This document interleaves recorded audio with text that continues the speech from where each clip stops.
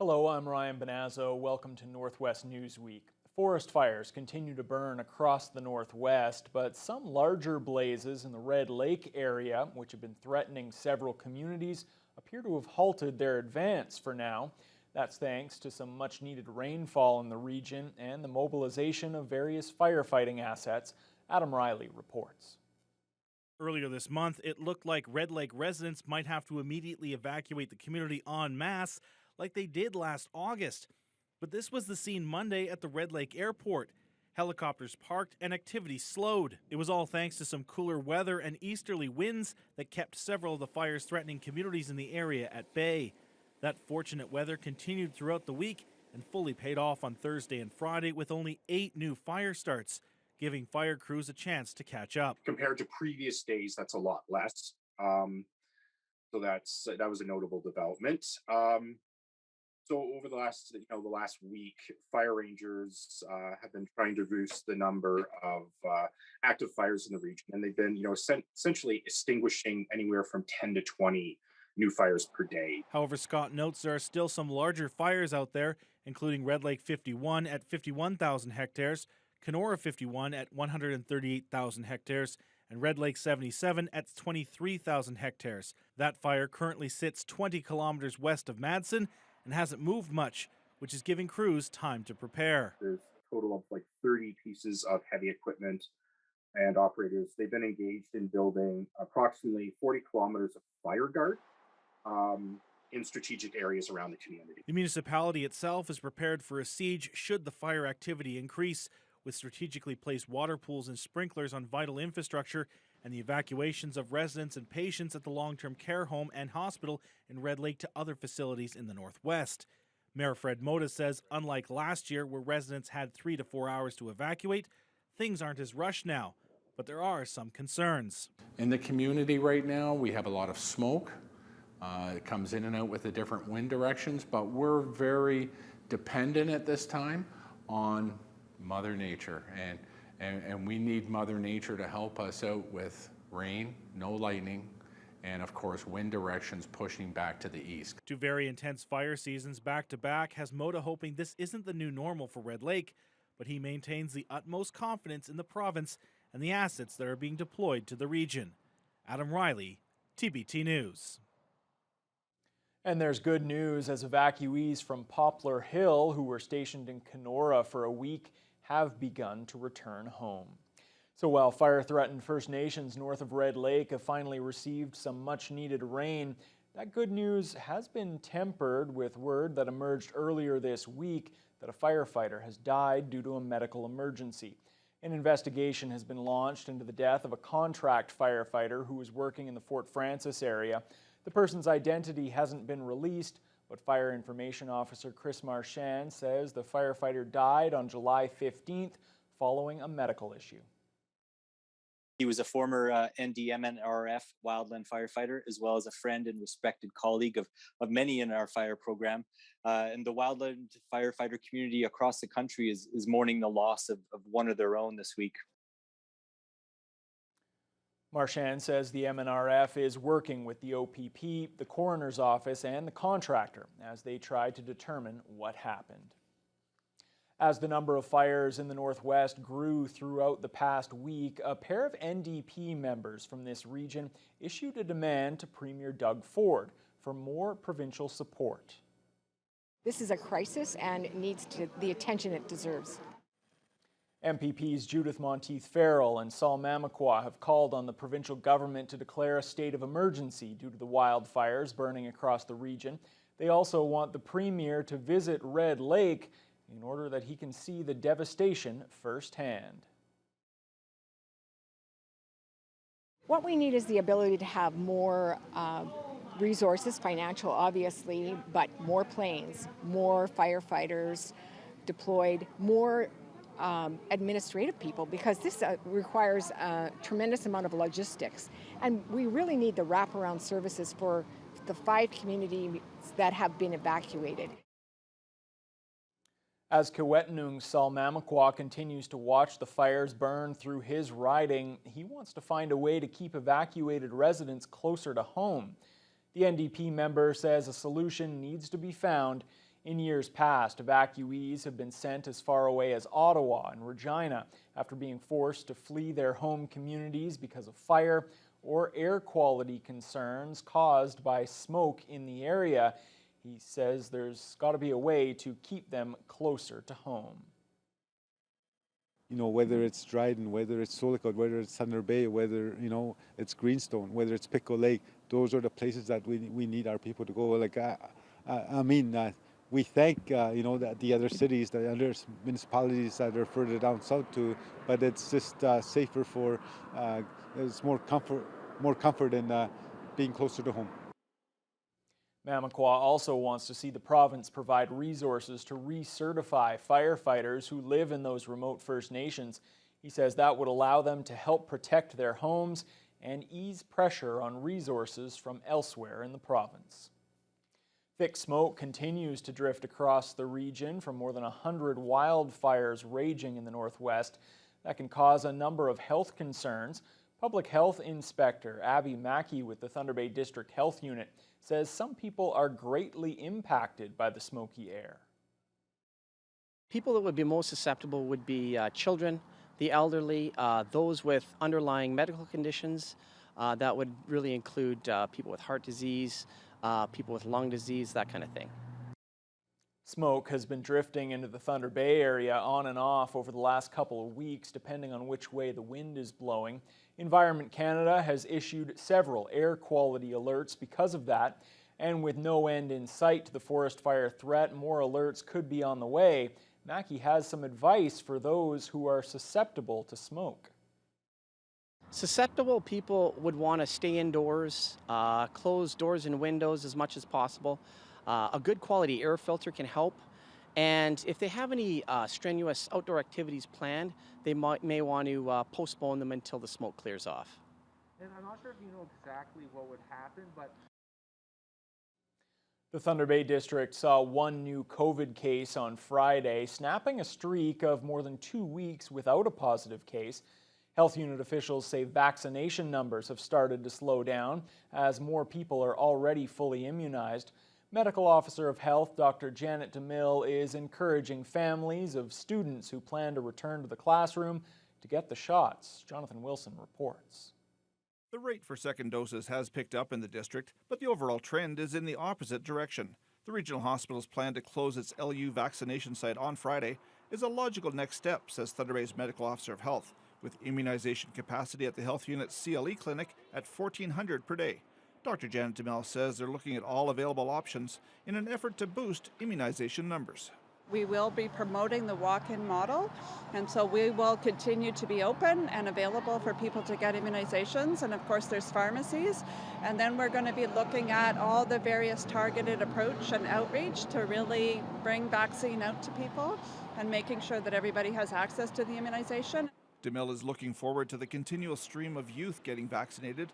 A large portion of school staff has already gotten their shots, but the medical officer wants to be reassured that schools will be a safe place by fall, with as many vaccines as possible given to those over the age of 12, allowing for in-person learning. I was very pleased to see the report from the science table and all the partners that were involved that really committed to that. And so I think there's a variety of measures that can be put in place.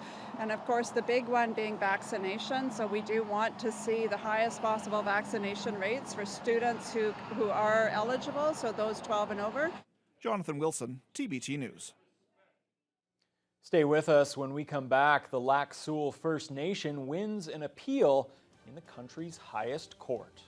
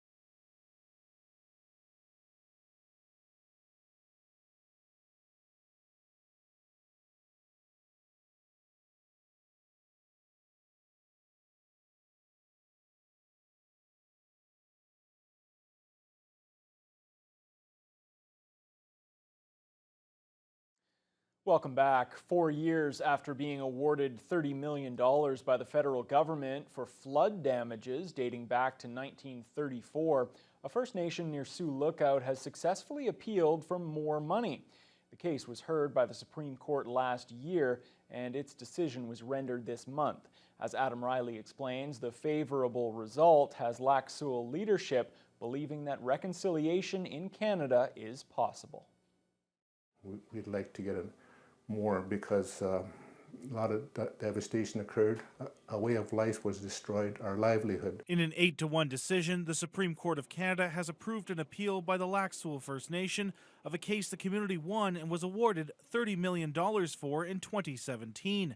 The case stemmed from the construction and activation of a hydroelectric dam in Ear Falls nearly 100 years ago, which flooded 11,000 acres of land, destroying homes, leaving hundreds homeless, decimating the wild rice crop to a point where it is never recovered, and to add insult to injury, the water has begun eroding away at culturally sensitive sites. Erosion still occurs on our lakes and rivers, and our burial sites are disturbed still with erosion. We sometimes find skeletons and skulls on shores.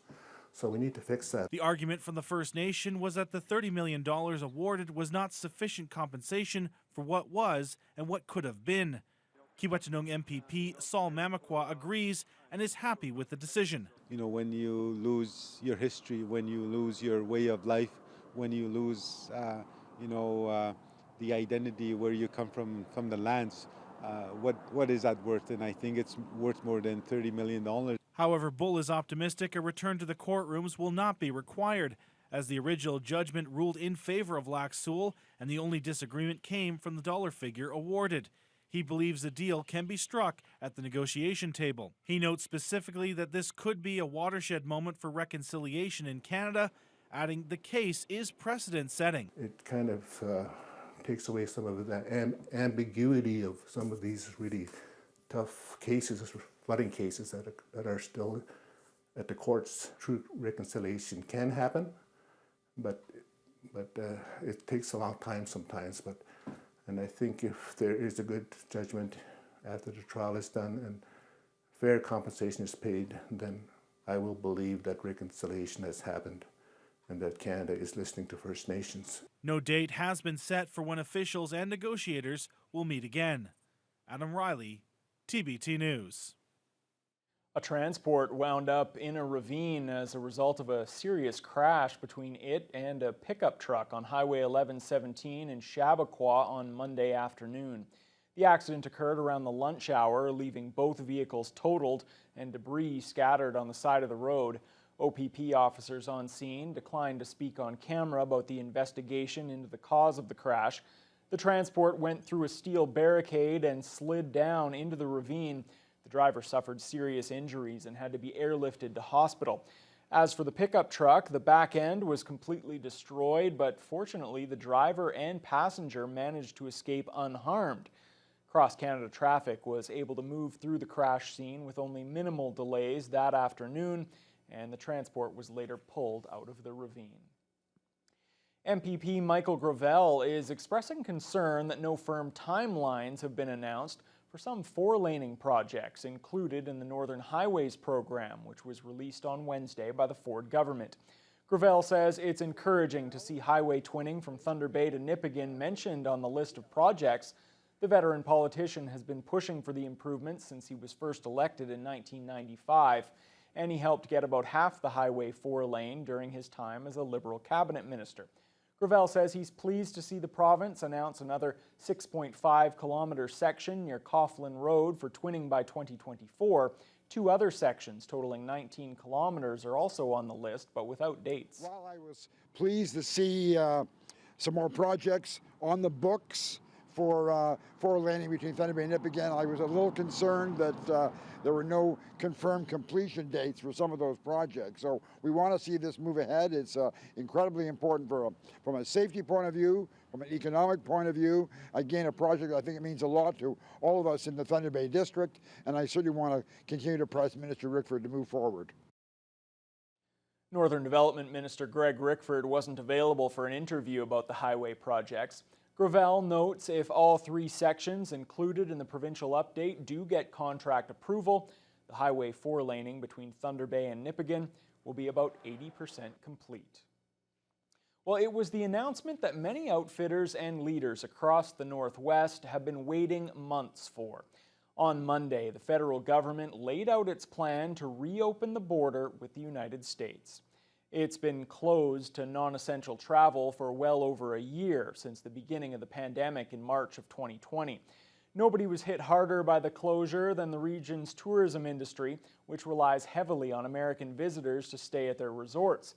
Many of those outfitters were upset about the level of support provided by senior levels of government, but with the August 9th reopening for fully vaccinated Americans now official, regional leaders hope the sector can salvage the rest of the 2021 season. The outfitters have suffered enough for the last 2 summers, and there wasn't much support in that way, and I look forward to seeing people again getting back to their livelihoods, getting back to enjoying the land. So what that means to Red Lake is an increase in economy, tourism, and bringing people back to Red Lake to enjoy fishing and all of the outdoor events. And our tourist operators are going to be thrilled. It may not be a long season. They may be able to get a month, 6 weeks out of this, as long as the U.S. residents haven't made other reservations at other places yet. Despite the change announced by the Canadian government, the U.S. isn't prepared to allow Canadian travelers to cross into that country until at least August 21st. In a statement Wednesday, Kenora MP Eric Malillo says he's glad American tourists will be able to visit this country, but he's disappointed by the decision of U.S. President Joe Biden's administration. Well, coming up after the break, dozens of northern businesses get provincial funding to help bolster their operations. We'll have more on that when we return.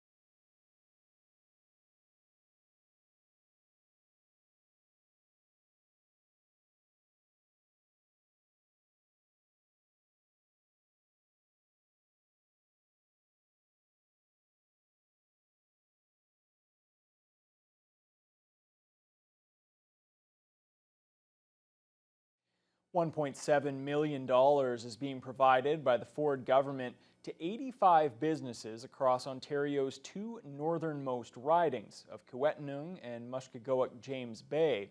The funding, which comes through the Northern Ontario Recovery Program, was announced on Thursday during a media event with Minister Greg Rickford and recipients. What our funding proposal was a social distancing deck, 2 tiers on the lake side. Going to allow us to use a separate dock to, instead of the one dock, to load and unload passengers and keep them apart. We were able to use that grant money now to turn a one room cabin where we added bedrooms. We added a 20 by 20 deck on the front, a 20 by 10 dock. So when the plane comes in, there is space for everybody. Being in this region where a planned focus plate is not necessarily the top of the list. So we had a number of challenges, but in terms of the COVID pandemic, how it affected our business. A pair of communities in the Rainy River District are on the receiving end of $2 million to improve access for economic development corporations. Thunder Bay Rainy River MP Marcus Pulowski says $1.5 million of that will go to the EDC in Atikokan, with the remaining funds bolstering the Rainy River Futures Development Corporation in Fort Frances. The money will allow those agencies to directly support small and medium-sized businesses that are essential to their respective communities. Small businesses in Atikokan are the backbone. We don't have box stores or mini chains here. Mom and pop businesses are what keep our economy going and what people in our community depend on for their needs on a daily basis. The problem nowadays is you can't pick up the phone and talk to anyone. It's internet, it's chat rooms. It's very frustrating. And I do appreciate, with this project, if any issues come up, you just phone. I phone Jeff at Rainy River Future Development, and he answers within, sometimes right away, but within hours. This is a good economic investment because you put some money into a business to start a business, and that business prospers for years and years, and that business will create jobs which are taxed by the federal government, and those businesses will put money into the economy. Officials at Sleeping Giant Provincial Park have issued a warning to hikers after someone recently pushed a huge boulder off of a cliff. This video was posted on social media. It shows the big rock being rolled over the edge. The sound it made on impact could be heard for miles.